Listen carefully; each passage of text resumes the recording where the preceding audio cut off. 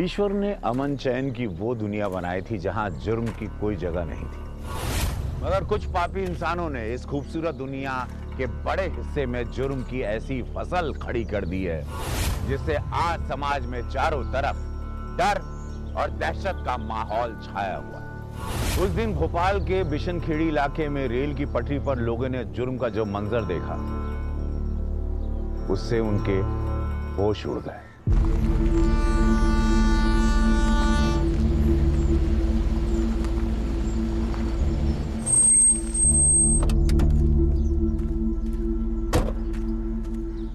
Sir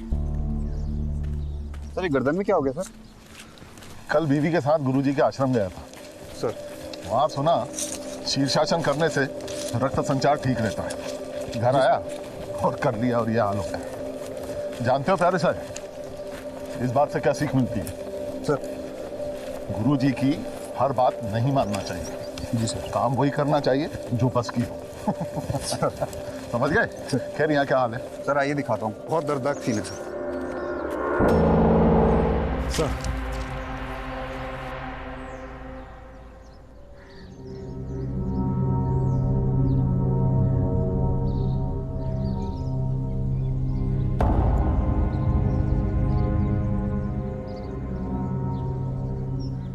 दो हंसों का जोड़ा लग रहा है। हाँ सर, लड़के का नाम दीपू, लड़की का नाम संगीता है। सर लड़की की माँ ने दोनों की पहचान की है। दोनों बच्चों का आपस में प्यार था और दोनों के परिवार में आपसी रंजिश भी थी सर। और शायद इसी वजह से घर से भागकर रेल की पटरी पर कटकर इन्होंने जान दे दी सर। कब सीखोगे राम सिंह? मौका वारदात हमेशा अपनी दास्तां बयां करती है राम सिंह। इन्होंने अपनी जान दी नहीं है, किसी ने इनकी जान ली है। अब सवाल ये उठता है, अगर किसी ने इनको जान से मार ही दिया था तो फिर इनकी लाशें यहाँ रेल पटरी पर क्यों फटती?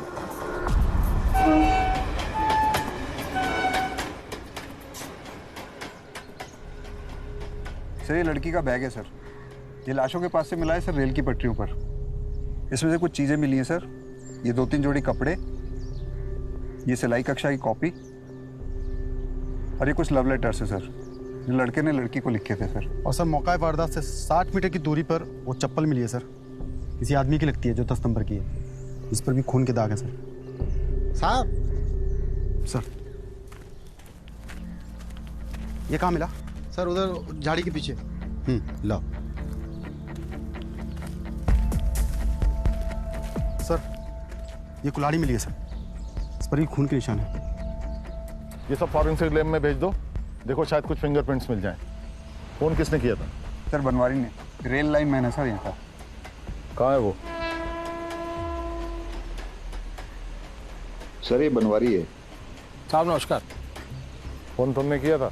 हाँ साहब, मैं सुबह से साहब रेल की पटरी पर फिश प्लेट की नट बोल्ट देखते जा रहा था। तभी थोड़ी दूर पर मैंने दोनों लाशें देखी साहब, और फिर थाने में इतला कर दी साहब। वो जो लड़की की लाश है ना साहब, वो गणेश की बेटी है। एक अजीब बात साहब और है, मैंने कल देर शाम को साहब गणेश को यहाँ घूमते देखा था रेल की पटरी के पास। इसमें अजीब सी क्या बात है? साहब वो तो जेल में सजा काट रहा है, फिर रेल की पटरी के पास वो क्या कर रहा था साहब? प्यारे साहब, आज सुबह जब नींद खुली तो सोचा नहीं था इतना हैरत अंगेज केस हाथ लगेगा। जी सर एक बात मुझे भी समझ में नहीं आ रही है कि जो आदमी जेल में सजा काट रहा हो वो मौका वारदात पर कैसे मौजूद हो सकता है? लड़की की माँ भी आई थी ना? जी सर चलिए।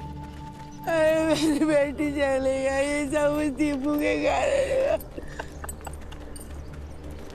अरे मेरी बेटी चले गई। क्या नाम है तुम्हारे पति का? गणेश साहब। कहाँ है वो? वो जेल में सजा काट रहा है साहब। रिहा तो नहीं हुआ? नहीं। चप्पल किस नाप की पहनता है? साहब 9 नंबर पहनता है। लेकिन आप ये सब क्यों पूछ रहे साहब? क्योंकि रेलवे लाइनमैन ने कल शाम को रेल की पटरी पर देखा था उसे। सर ये कैसे मुमकिन है? आज सुबह ही जेल के लैंडलाइन नंबर पर मैंने उनसे बात की थी और उनको खबर दी थी उनकी बेटी संगीता के मरने की। आप कौन? सर मैं नंदिनी, दीपू और संगीता को बहुत अच्छे से जानती थी। मैं दीपू की माँ के सिलाई सेंटर में टीचर हूँ सर। अब करना क्या है सर? यार तुम मुड़वाते बहुत हो। आ गया और पूछो क्या पूछ रहे हो। सर अब क्या करेंगे सर? करना क्या है, जेल जाएंगे, जेल की स्पेशल चाय पियेंगे और उस गणेश से स्पेशल मुलाकात करेंगे। सर जिस दिन संगीता और दीपू की लाश रेल की पटरी पर देखी गई, उसके एक दिन पहले एक चश्मदीद गवाह ने संगीता के पिता को मौकाए वारदात पर देखा था। जबकि हैरान करने वाली बात यह है कि संगीता का पिता जेल में सजा काट रहा है। तो कैसे मुमकिन था उसके पिता का दोनों जगह हाजिर होना, एक जेल में और एक मौकाए वारदात पे? नामुमकिन। आप जो कह रहे हैं वो बिल्कुल भी नामुमकिन है।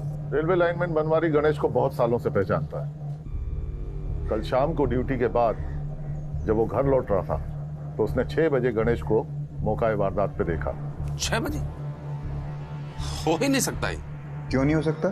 6 बजे तो वो सरकारी अस्पताल में था, मैं खुद उसके साथ था। अस्पताल में? दोपहर का खाना खाने के बाद अचानक से उसकी तबीयत खराब हो गई। उसके पेट में अचानक से दर्द हो गया। सतीश जी सर। आप जेल पहुंचो। लगता है आज खाने में कुछ गड़बड़ हो गई। देखो वहां किसी और के पेट में तो दर्द शुरू नहीं हो गया। जी सर। निकलो फौरन। जी सर। मैं यहां देखता हूं। हालांकि गणेश ब्लड प्रेशर का पुराना मरीज है, लेकिन दवा लेने से उसकी तबीयत बिल्कुल ठीक हो गई। फिर मैं उसे अपने साथ हॉस्पिटल से जेल लेकर आ गया। तकरीबन 6:15 साढ़े 6 बजे की बात होगी। उसे लाते हुए तो नर्स ने भी मुझे देखा था। सर आप लोग जा रहे हैं? हाँ ठीक लग रहा है इसको। डॉक्टर साहब से कहिएगा कि मैं इसको वापस जेल ले गया और जरूरत पड़ी तो मैं उन्हें कॉल कर लूंगा। Okay sir. अब आप ही बताइए कि जब मैं खुद गणेश के साथ हॉस्पिटल में मौजूद था और 6:15 साढ़े 6 के बीच मैं उसे हॉस्पिटल से जेल ले आया, तो 6 बजे मौकाए वारदात पर गणेश कैसे हो सकता है? हाँ कोचिंग से आ गई तू? हाँ छोटे खाना गर्म कर देना, मम्मी नानी क्या गई हैं और 2-4 दिन में आएंगी। सर। हाँ बेटा मैं आऊंगा ना, आऊंगा। रख दे फोन तू, है ना? ओके बेटा। सर ये दीपू की माँ है। हाँ पता है। सर ये आपको कुछ बताना चाहती हैं। बताओ क्या बताना चाह रही हैं? यही कि दीपू को धमकी मिली थी सर। धमकी? जी। किसने दी थी धमकी? बलराम सिंह ने। संगीता के बाप गणेश ने ही भेजा था उसे। अरे जाओ जाओ, बहुत देखे तुम्हारे जैसे। सुन बे, एक बार समझा रहा हूँ और ये आखिरी बार है। बाप को तो अंदर करवा दिया तूने, तो वो तो बाहर आ नहीं सकता, तो घुमाओ उसकी लड़की को। मगर कान खोल कर सुन ले और तुम भी अपने लड़के को समझाओ। ये जो मोटरसाइकिल पे संगीता को घुमाता है ना, बंद हो जाना चाहिए, वरना हाथ पैर टूट जाएंगे इसके। मोटरसाइकिल चलाने लायक नहीं रहेगा ये। सर संगीता बहुत डरती थी अपने पिताजी से, और वो जेल से संगीता को फोन भी करता था और डांटता था कि तू क्यों घूमती है दीपू के साथ, तेरी टांगे तुड़वा दूंगा अगर अब उसके साथ घूमी तो। सर संगीता मुझे सब कुछ बताती थी, और तो और संगीता की माँ ममता, सर वो भी खिलाफ थी इनकी दोस्ती के। सर बनवारी किसी को मिलवाने लायक से। साहब नमस्कार। साहब ये गुलाम है, इसने कल गणेश के दोस्त बलराम सिंह को देखा था रेल की पटरियों के पास। हाँ साहब, मेरा घर लाइन की पल्ली की तरफ है। नहीं तो सब मेरे रिश्तेदारों के यहाँ से होकर घर को जा रहा था। वो बलराम था साहब, उसको मैंने कई बार गणेश के साथ देखा। गणेश तो जेल में, ये बलराम कहाँ रहता है? सर मुझे पता है। प्यारे उठा लो बलराम को। जी सर।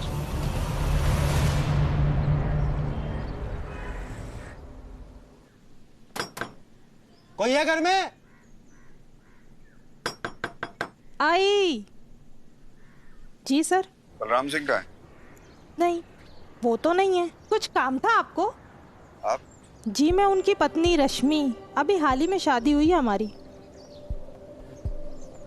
कल रात 10 बजे वो कहाँ था? साहब वो तो नहीं पता, पर वो शिवपुरी गए थे, वहाँ हमारा मायका है ना। अब वहाँ से यहाँ कब आएंगे साहब वो नहीं पता। नंबर बताओ। जी 872 872।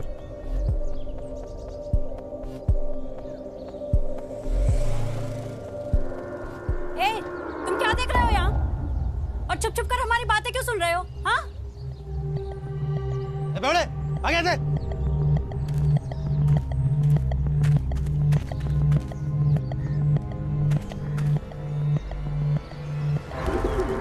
हेलो। हाँ, कौन? बलराम सिंह? हाँ, बलराम बोल रहा हूँ। आप कौन? प्यारे साहब बोल रहा हूँ, पुलिस थाना बेसन खेड़ा से। तुम कहाँ हो अभी? साहब मैं तो ससुराल में हूँ, परसों ही आया हूँ शिवपुरी। तू तो गणेश के साथ था ना परसों? अरे साहब क्या मजाक कर रहे हैं आप? आपको तो मालूम है गणेश तो जेल में है। चल अपनी ससुराल वालों से बात करा। तू ससुराल में है ना अभी? साहब वो सब तो बाहर गए हुए हैं, घर में कोई है नहीं। आपको यकीन ना हो तो आप आके देख लीजिए शिवपुरी। काट दिया। बहुत चालू पुर्जा है तेरा पति। आए तो पुलिस थाने भेज देना।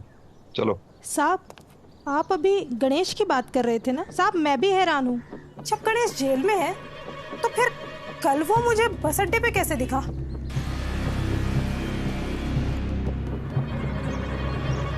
कल शाम जब मैं शहर से वापस लौट रही थी तो बस स्टॉप पे रेल की पटरियों के पास खेतों पे मैंने उसे देखा था साहब।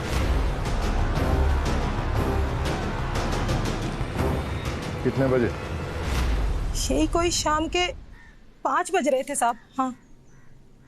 ये बात तुमने अपने पति को बताई थी? साहब उनसे कैसे बताती, उनसे तो मेरी बात ही नहीं हुई। मैं कल मायके से शहर पहुंची और शहर से यहाँ बिशनखेड़ी चली आई और वो कल सुबह ही मेरे मायके पहुंच गए। साहब मुझे उनकी ये आदत अच्छी नहीं लगती।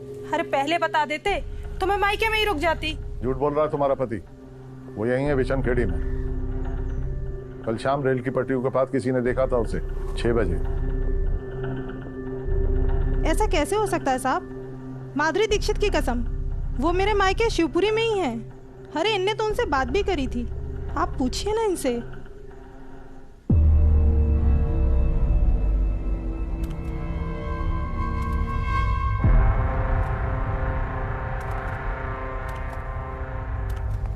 गणेश, ये लोग बिशनखेड़ी पुलिस थाने से आए हुए हैं, तुमसे कुछ पूछताछ करना चाहते हैं। बलराम सिंह को कैसे जानता है? दोस्त है मेरा, मिलने आता है कभी कभी। एक पेच फंस रहा है। जेलर साहब बता रहे थे कि तुम्हारे पेट में दर्द था और तुम अस्पताल में थे। तो फिर तू कल शाम 5 बजे बिशनखेड़ी बस स्टैंड पे क्या कर रहा था? था क्या नहीं? था ना? मैं तो अस्पताल में था साहब। ये बस स्टैंड कहां से आ गया? जेलर साहब ने तो खुद मेरी गवाही दी है। ज्यादा होशियारी मत झाड़, बस स्टैंड वाली गवाही भी है हमारे पास। कौन? बलराम की बीवी रश्मि। अच्छे से पहचानती है तुझे। कल शाम को बस स्टैंड पे देखा था उसने तुझे। पता नहीं कितना पहचानती है। बलराम की तो हाल ही में शादी हुई है। उसकी बीवी ने देखा ही कितना है मुझे, जो पहचान लेती। बलराम से आखिरी बार कब मिला था तू? पहले तो अक्सर आता था मिलने, पिछले 1 महीने से नहीं देखा उसे। तू चप्पल कितने नंबर की पहनता है? जो पैर में आ जाए। क्या रे सर? ये चप्पल बलराम की भी हो सकती है सर। बलराम पे नजर रखो सर। राम सिंह, दूसरी चप्पल का क्या हुआ? सर नहीं मिली सर। वारदात एरिया के आसपास 3 किलोमीटर देख लिया सर, दूसरी चप्पल नहीं मिली। और सर मृतक दीपू और संगीता दोनों के फोन भी गायब है। जैसे लड़के लड़की दोनों के मोबाइल नंबर लेकर रखो और फोन लगाते रहो। क्या पता बिल्ली के भाग से छीका टूट जाए और फोन लग जाए। जी सर। और सर चप्पल बनाने वालों से बात हो रही है, हो सकता है वहां से भी कोई सुराग मिल जाए। गुड, मेरा स्प्रे मंगाओ यार जल्दी। जी सर। सर इसे पुलिस से डर लगता है, इसलिए मेरे पास आया बताने। कल शाम इसने संगीता को देखा था सर। हाँ साहब, संगीता को नशे पत्ते में देखा होगा तूने? नहीं साहब, नशा पूरी नहीं हुई थी। करीब 5 बजे 5 बजे संगीता के घर के पास से जा रहा था, कंधे पे लटकाए हुए थे तो सर।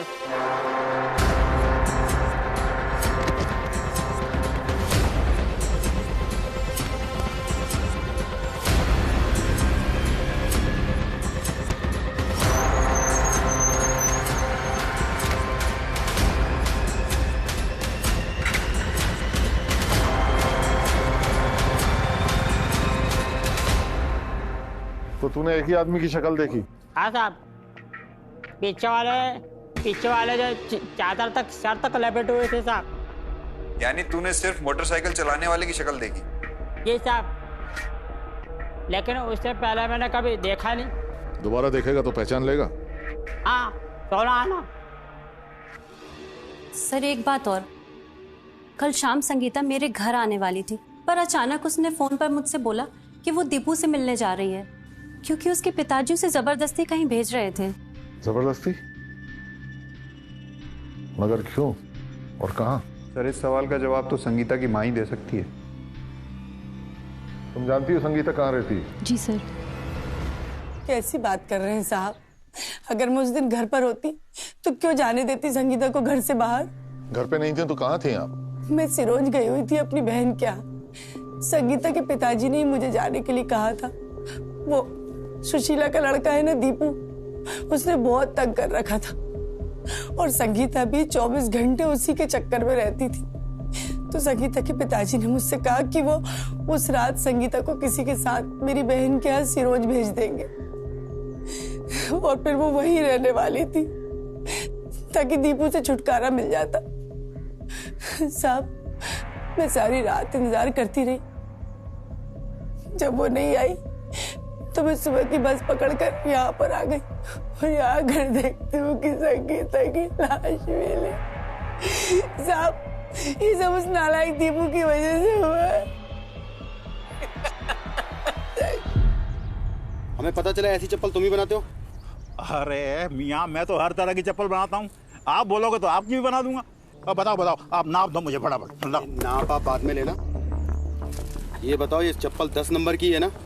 अरे कमाल कर रहे हो, ये 10 नंबर की चप्पल है, बिल्कुल मैं कह रहा हूँ। लेकिन आपको 10 नंबर की चप्पल नहीं आएगी, आपको 8 नंबर की फिट पड़ेगी। हाँ, अरे ये बताओ कैसे मालूम मुझे?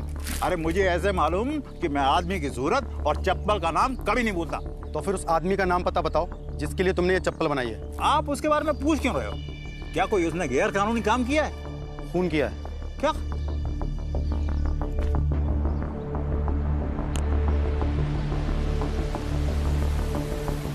ये मेरा नंबर है, इसका पता चले तो मुझे बताना।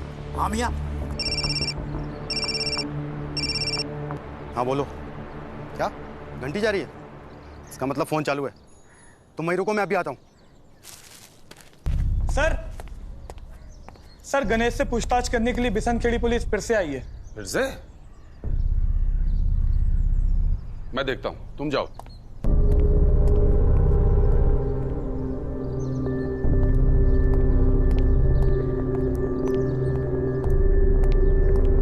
सर, जिसने मेरी बेटी को मारा होगा वो तो खुलेआम बाहर घूम रहा होगा और आप पूछताछ मुझसे कर रहे हैं। साहब, मैं हाथ जोड़ रहा हूं, मुझे और तंग मत करिए। मेरी बेटी मर गई है, मुझे शोक मना लेने दीजिए। हमारे सवाल खत्म हो जाए फिर शोक मना लेंगे। तेरी पत्नी बता रही थी तो उस दिन अपनी बेटी संगीता को सिरोंज भेज रहा था। तेरी पत्नी की बहन रहती ना वहाँ? हाँ तो कौन लेके जाता उस दिन संगीता को? बलराम। और कौन? मतलब उस दिन बलराम तेरे घर आया था संगीता को लेने? उससे बात ही कहाँ हुई जो वो घर जाता। कौन लेके गया था संगीता को? अब मुझे क्या पता। आवाज नीचे गणेश, वरना काल कोठरी में डाल दूंगा तुझे और खाना पीना भी बंद कर दूंगा तुझे। नहीं जेलर साहब, हो गए बस, ले जाओ इसे।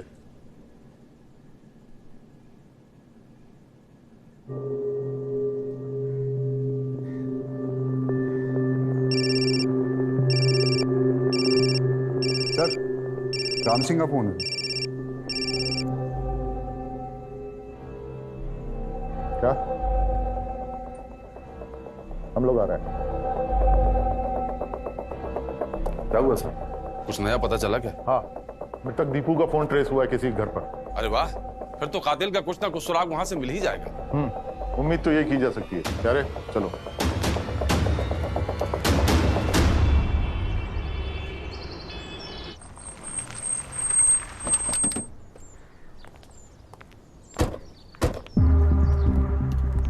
सर, इसी घर में लड़के का फोन ट्रैक हुआ है सर, मैं फोन करता हूँ।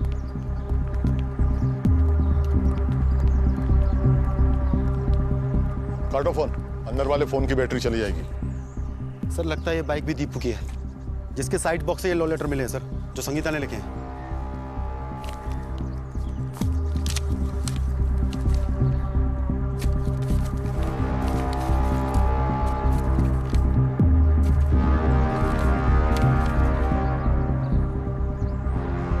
काफी धूल जम गई है, लगता है बाइक 2-3 दिनों से यहीं खड़ी है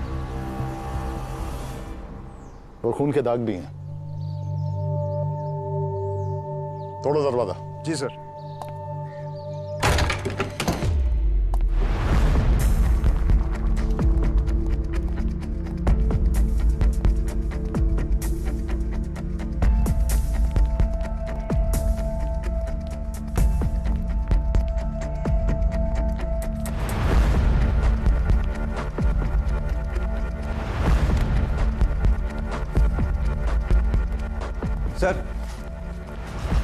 सर ये शर्ट पैंट अंदर के कमरे में छुपा कर रखे थे, इन पे खून के धब्बे हैं। और ये बाएं पैर की चप्पल सर, दाहिनी हमको रेलवे ट्रैक पे मिली थी।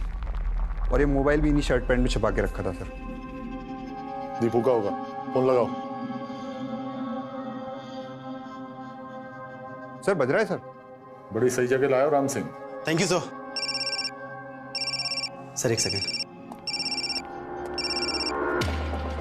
हेलो, कौन? अब्दुल बोल रहा हूँ। अब मेरी बात जल्दी जल्दी ध्यान से सुनो। अरे मेरे फोन की बैटरी जल्दी निकल जाती है और मैं फोन में नई बैटरी डलवाने जा रहा था, तो मालूम है कौन दिखा? अरे मियाँ वही आपका 10 नंबर ही। हाँ, कहाँ है वो मेरे सामने ही खड़ा हुआ है और मैंने उस पर पूरी नजर बना रखी है। आप पीछा करो उसका और अपना फोन चालू रखना।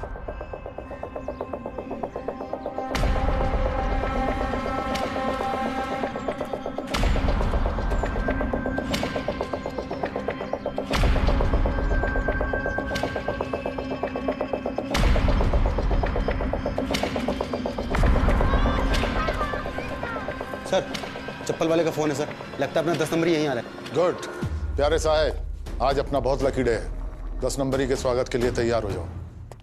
हेलो, अरे हेलो, अरे मियाँ कहाँ गायब हो गए? हेलो, यहाँ हूँ। अरे मियाँ, अरे कसम ईमान की, यही तुम्हारा 10 नंबर ही है। ये चलो तुम्हारा नाम पक्का। हाँ, शुक्रिया जनाब, शुक्रिया।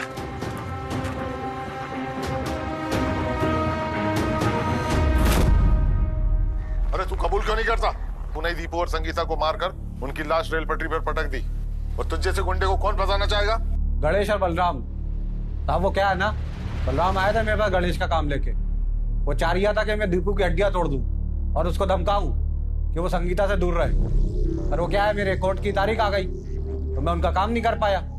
इसी चक्कर में वो मेरे को फंसा रहे। बस इतनी बात है।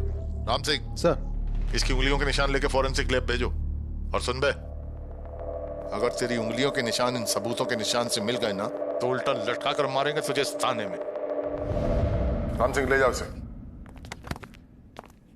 साहब आइए। ये कैसे आना वो? सब ये संगीता का फोन देने आई थी। ये आपको कहाँ से मिला? सब ये पिंकी के पास था। संगीता इसे घर से जाते वक्त छोड़ गई थी, तो इसे पिंकी ने उठा के रख लिया, फिर वो भी रखकर भूल गई। मैं इसलिए देने आई हूँ साहब कि शायद ही आपके काम आ जाए। सही के, आप जाइए। जी साहब। बड़े सही समय पर हाथ लगाया संगीता का फोन प्यारे। कॉल डिटेल्स चेक करो। जी सर।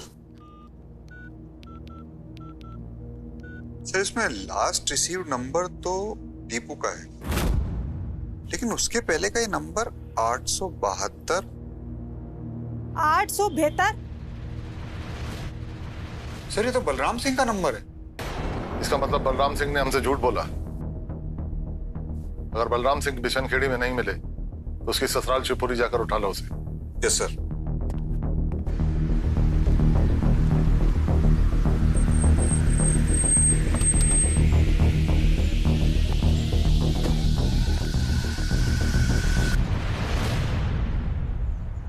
जी साहब। तुम तो वहाँ बिशनखेड़ी की ना? यहाँ शिवपुरी में कैसे? कल ही आई मैं साहब। और बलराम कहाँ है? वो तो पता नहीं साहब, मैं खुद उनसे कई दिनों से नहीं मिली। तुम्हें नहीं पता बलराम कहाँ है? अरे साहब माधुरी दीक्षित की कसम, मुझे नहीं पता वो कहाँ है, और मुझे बता के थोड़ी जाता है। मुझे तो लगा वो इधर शिवपुरी में है, इसलिए मैं यहाँ चली आई। तो साहब वो यहाँ भी नहीं है। क्या देख के शादी की थी तुमने बलराम से? जी मतलब शादी के पहले उसकी कोई फोटो वोटो तो देखी होगी ना? हाँ साहब देखी थी ना, बहुत स्मार्ट दिख रहे थे, तभी तुमने शादी करी। कहाँ है वो बलराम की स्मार्ट फोटो?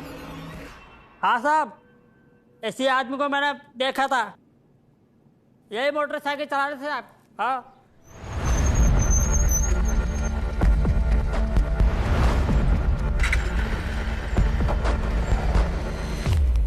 दोबारा ये आदमी दिखे तो हमें फोन करके बताना। हाँ, 112। नंबर लिख ले मेरा, 8537 452। साहब पैसा। पैसा क्यों? साहब फोन रिचार्ज करने के लिए।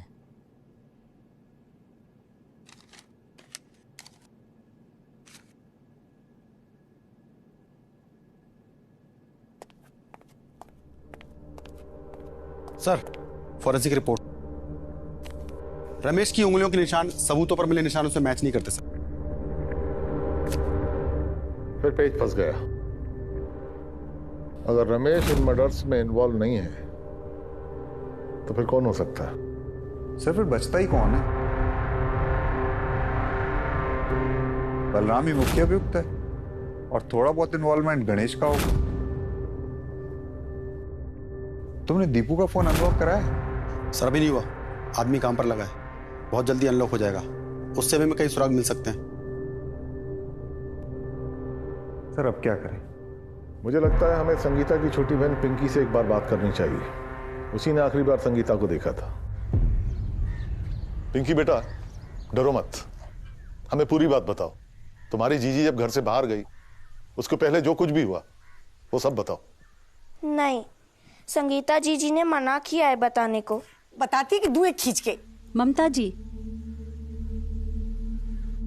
पिंकी बेटा, तुम्हारी दीदी यहाँ होती तो वो खुद पुलिस को सब बताती ना, लेकिन तुम्हारी दीदी तो अब भगवान के पास चली गई है। अब तुम नहीं बताओगी तो और कौन बताएगा? हाँ बेटा, पुलिस से डरो मत। चलो मैं बताओ, जिस दिन तुम्हारी जीजी घर से बाहर गई थी उस दिन तुम्हारे पापा घर आए थे क्या? घर नहीं आए थे, लेकिन उनका फोन आया था। हेलो, कौन बोल रहा है? तेरा बाप। संगीता को फोन दे। किसका फोन है? पिताजी बोल रहे संगीता से बात कराओ। हेलो, आप बलराम को भेज के तो देखिए मैं कितना शोर मचाऊंगी।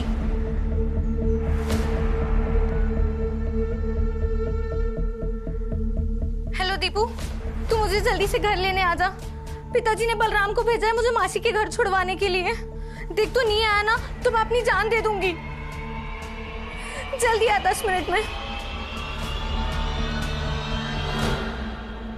जीजी, आप क्या कर रहे हो? दीपू, कहाँ है तू? मोटरसाइकिल की आवाज तो नहीं आ रही? रेल पटरी के पास वाले खेत पे? क्यों? चल आ रही हूँ। देख, मैं दीपू से मिलने जा रही हूँ, तू किसी को बताना मत। हाँ, माँ को भी नहीं, तुझे मेरी कसम। दीदी, पर मुझे अकेले डर लगता है। कोई जंगल में थोड़ी रह रही है, डर मत। और कल तो माँ भी आ जाएगी, ठीक है?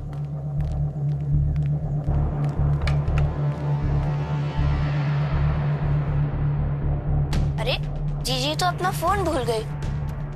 जीजी,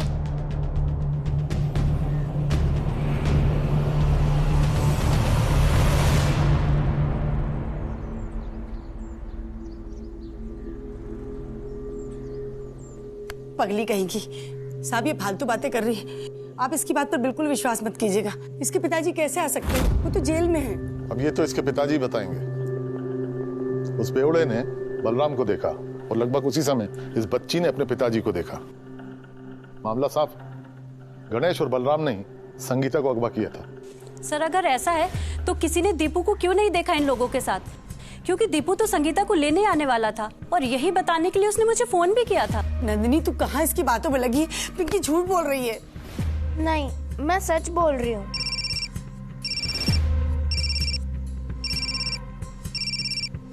सर उसी बेवड़े का फोन है। बात करो। हेलो, किसको? पक्का वही है? सर बलराम का पता चल गया। गुड, चलो।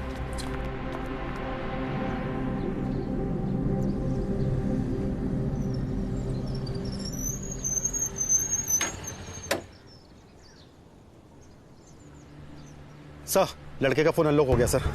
बहुत ही जबरदस्त बात पता चली थे। मैं इसे देखता हूँ, तुम लोग जाओ बलराम को दबो।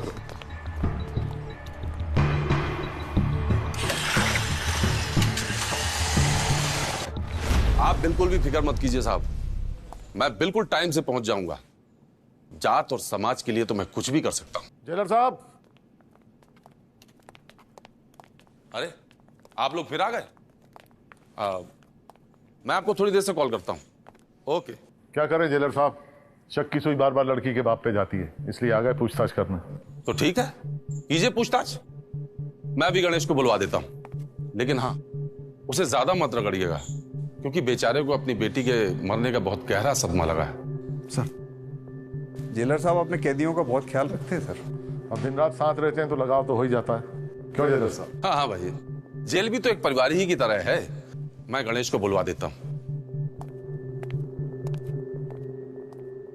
साहब एक मिनट आइए ना।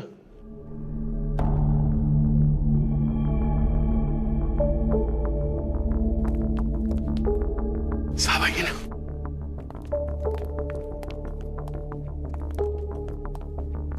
साहब मुझे आपको कुछ बताना है। जेलर साहब गणेश को बहुत फेवर करते हैं। गणेश ने काफी चुगली लगाई है मेरी, आज मैं उसकी चुगली लगा देता हूं। जिस दिन गणेश के पेट में दर्द हुआ था ना, जेलर साहब उसको लेके तो गए थे हॉस्पिटल, लेकिन वहां से अकेले लौटे यही करीबन 7 बजे, और बिना ताला लगाए वो अपने कमरे में चले गए। और 10 मिनट बाद गणेश लौटता है और वो अपनी कोठरी में जाके लेट जाता है। थोड़ी देर बाद जेलर साहब आते हैं और ताला लगा के वो भी सोने चले जाते हैं।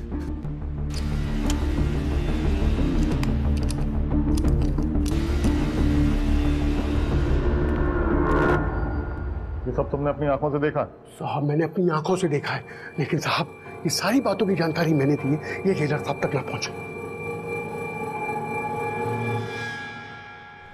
लीजिए साहब, मैं ले आया गणेश को। कर लीजिए जितनी पूछताछ करनी है इससे।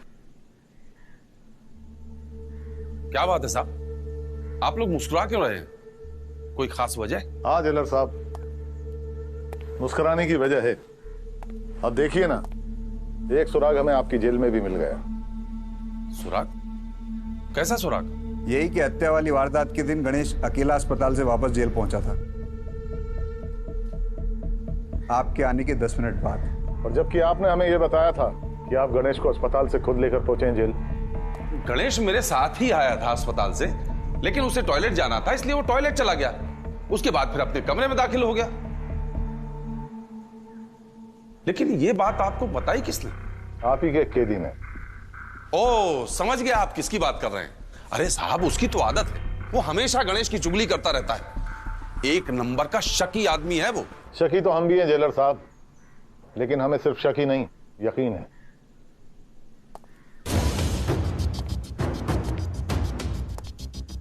इसी गणेश ने अपनी बेटी संगीता और दीपू का खून किया है। इंस्पेक्टर साहब, बगैर किसी सबूत के आप गणेश पर इल्जाम कैसे लगा सकते हैं?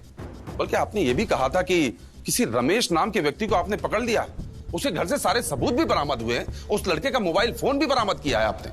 हाँ जेलर साहब, लेकिन रमेश की उंगलियों के निशान उन मिले हुए सबूतों के निशान से मेल नहीं खाते, और ना ही गणेश के। फिर तो ये और अच्छी तरह से साबित हो गया कि गणेश निर्दोष है, खूनी कोई और ही है। फिर आप गणेश पर इल्जाम क्यों लगा रहे हैं? अभी पता चल जाएगा।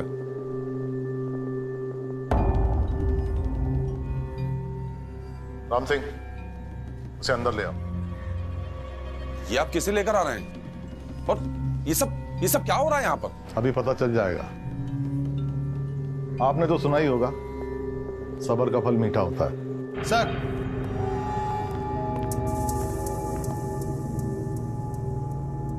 ये कौन है? कमाल करते हैं जेलर साहब, इसे नहीं पहचानते? गणेश का दोस्त बलराम, अक्सर गणेश से मिलने जेल आया करता था। फिर छोड़िए जेलर साहब, मैं ही इस केस की उलझी हुई गुत्थी को सुलझाता हूं। गणेश और मृतक दीपू के परिवारों के बीच जात पात को लेकर काफी पुराना झगड़ा था। इसी बात को लेकर गणेश ने दीपू की मां के सिलाई सेंटर में आग लगा दी थी, और उस हादसे में दीपू के पिता की मौत हो गई थी। उसी जुर्म में गणेश आपकी जेल में सजा काट रहा है। गणेश दीपू से इसलिए चिढ़ता था क्योंकि दीपू के बयान से ही गणेश को जेल हुई।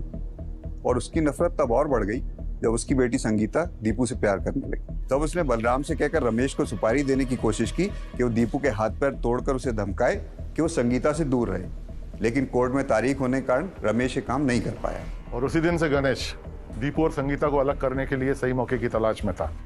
और जब उसे ब्लड प्रेशर की शिकायत हुई तो उसने पेट दर्द का बहाना बनाया और अस्पताल पहुंचा। वहां आपको चकमा देकर सीधे बस स्टैंड पहुंचा जहां उसे बलराम मिलने वाला था। जब बलराम की बीवी रश्मि ने वाकई गणेश को देखा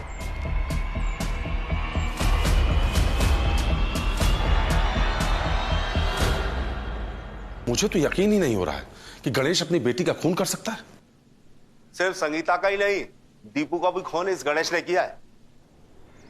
गणेश ने उस दिन मुझे बस अड्डे पर मिलने बुलाया था। ये ले।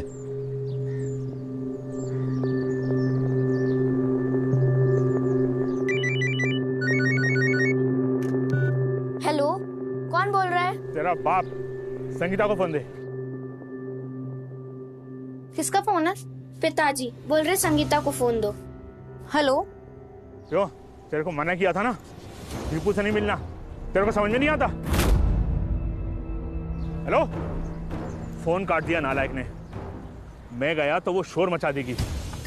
तुम जाओ उसको घर से बाहर लेकर आओ। खींच के एक रपटा दूंगा ना तो सीधी चली आएगी। शोर तो वो मुझे भी देख के मचाएगी। तो फिर क्या करें यार? अब मैं क्या बता। वो देखो मुसीबत की जड़ दीपू आ रहा है। सही वक्त पर आया है, इसको पकड़ते हैं। यही संगीता को लेकर आएगा।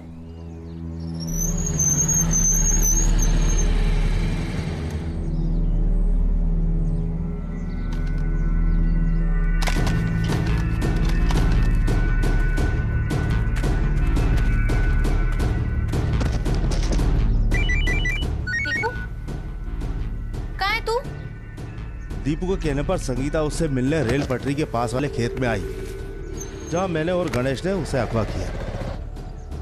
हमने दीपू के हाथ पांव बांधकर उसे खेतों में फेंक दिया था, पर उसकी बदकिस्मती से पता नहीं उसने कैसे अपने आप को छुड़ा लिया।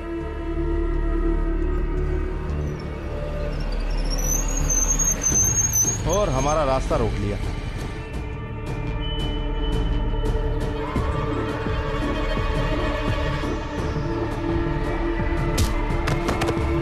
बस फिर क्या था, गणेश अपना संतुलन खो बैठा और उसने दीपू की जान लेकर अपने अंदर की नफरत की आंख ठंडी कर ली।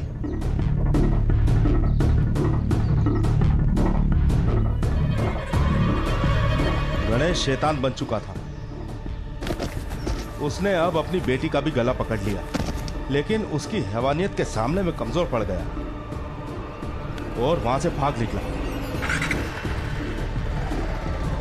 हाँ, मैंने ही दोनों का गला घोटकर उन्हें मार दिया। और क्या करता? उस छोटी जाति के लड़के के साथ अपनी बेटी की शादी करा देता।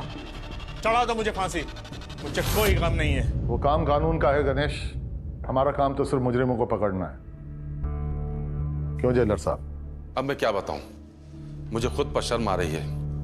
मुझे अस्पताल में गणेश पर सख्त निगरानी रखनी चाहिए थी। नहीं अस्पताल से भागता और न ये वारदात होती। भागा या भगाया गया? कबूल क्यों नहीं करते जेलर साहब कि ये सारा प्लान आप ही का है? ये सारा प्लान मेरा था, मुझे क्यों घसीट रहे हैं आप? घसीट नहीं रहे जेलर साहब, सच बता रहे हैं। बलराम ने हमें सब कुछ बता दिया।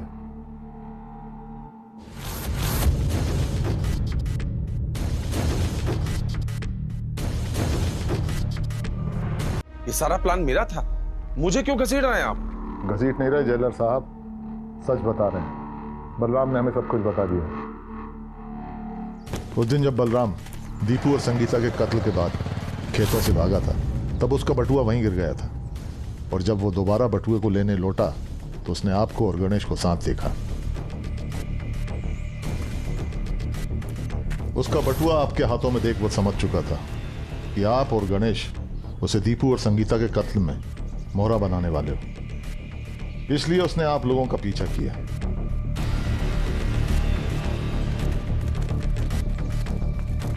आपने और गणेश ने मिलकर दीपू और संगीता की लाशों को अपनी गाड़ी में डाला और सबसे पहले वहां गए जहां दीपू की मोटरसाइकिल गणेश और बलराम ने छुपाई थी।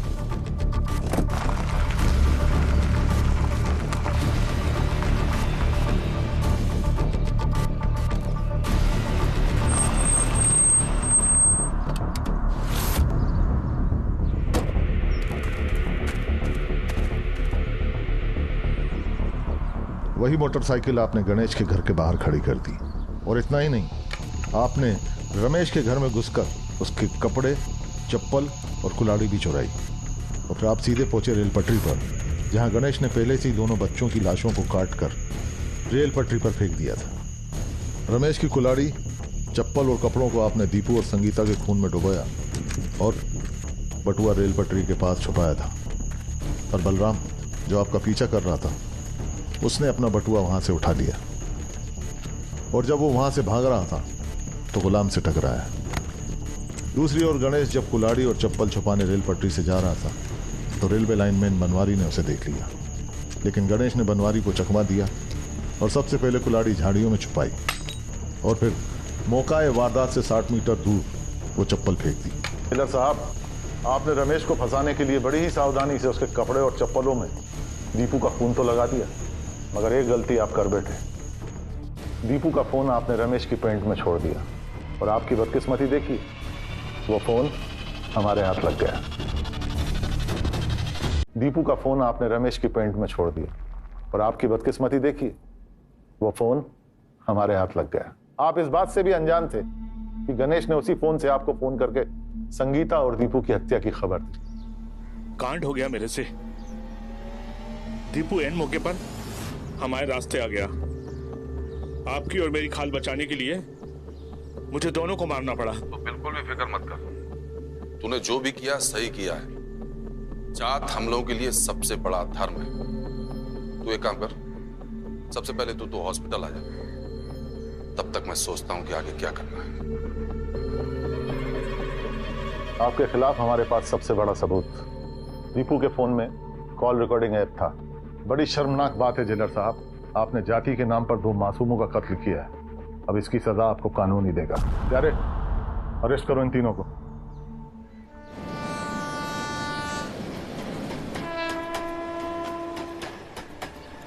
गणेश और जेलर के खिलाफ जितने भी सबूत थे वो हमने कोर्ट में पेश कर दिए।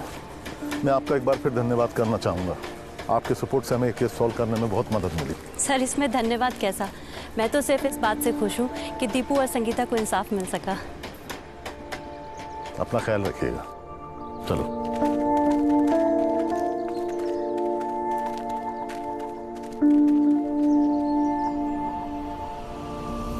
बहुत बार इंसान आवेश में आके ऐसा कुछ कर बैठता है जो उसे नहीं करना चाहिए।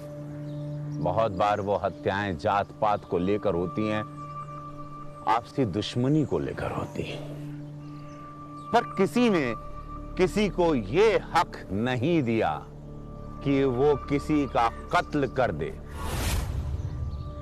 हमें इन सब चीजों से बचना चाहिए प्लीज, और एक ऐसा समाज बनाना चाहिए जहां सब एकजुट होकर रहें, हंसी खुशी से रह सकें।